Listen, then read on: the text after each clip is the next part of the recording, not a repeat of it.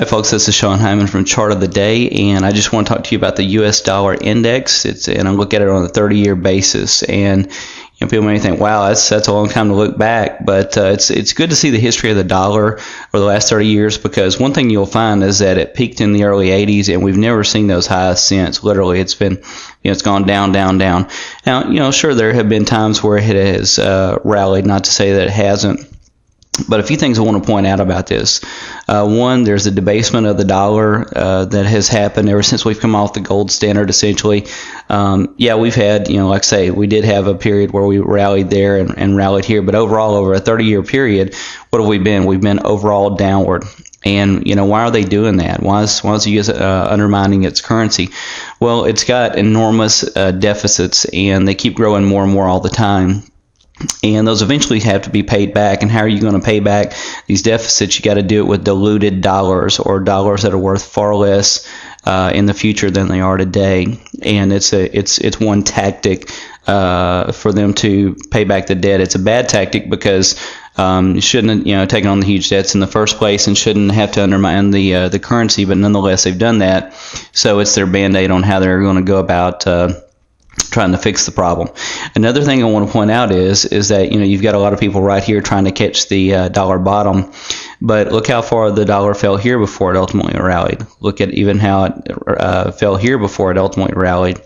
And there's been far more declines that are greater than what we've seen right here. Imagine the people that were trying to pick the bottom on this dollar decline, because after all, it's gone too far, right? And this proves my point that a currency can't go down too far, or it can't go up too far to where it's got to do anything. I'm sure a lot of people's accounts were cleaned out through here on the way up, and a lot of people's accounts cleaned out through here on the way down. The only thing that we know at the time is the trend at the time. The trend being up, somebody should have stayed with it on the buy side when the trend was distinctly down. No matter how drastically crazy it sounded like, how drastic the extreme the trend was, people should have stayed on the short side here, etc. And what do we have here? We have a downtrend in the dollar, so people should stay on the short side until it turns around and hits higher. Now, with that said, since there's whole dollar devaluation going on, we've created a whole currency service called the Global Currency Cross Service, and these currency crosses don't even involve the dollar at all. And I think it's it's important to invest in foreign currencies, and when you can get a segment of your portfolio just totally away from the dollar completely, I think it's a great thing.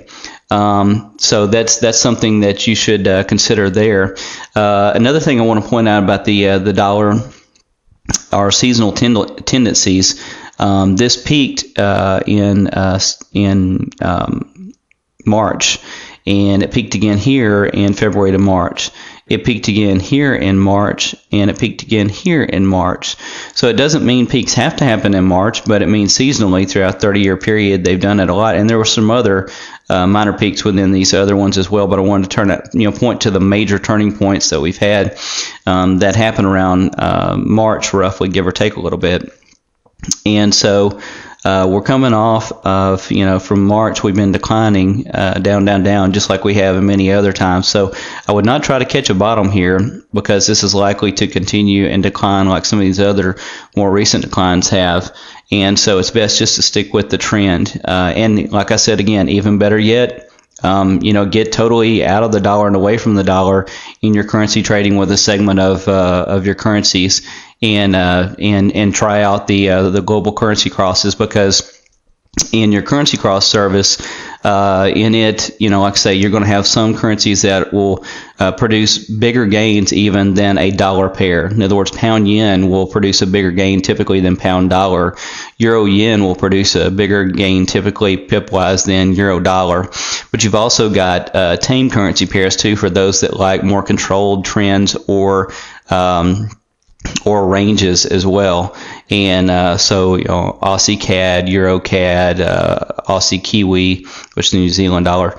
Some of those are even more tame. So there's a conservative route you can go in currency crosses. There's an aggressive route you can go with what I call turbocharged currencies, and all that can be found in the global currency crosses. So that's the theme of what I want to talk to you about on the chart of the day today. Thanks so much for attending. Bye bye.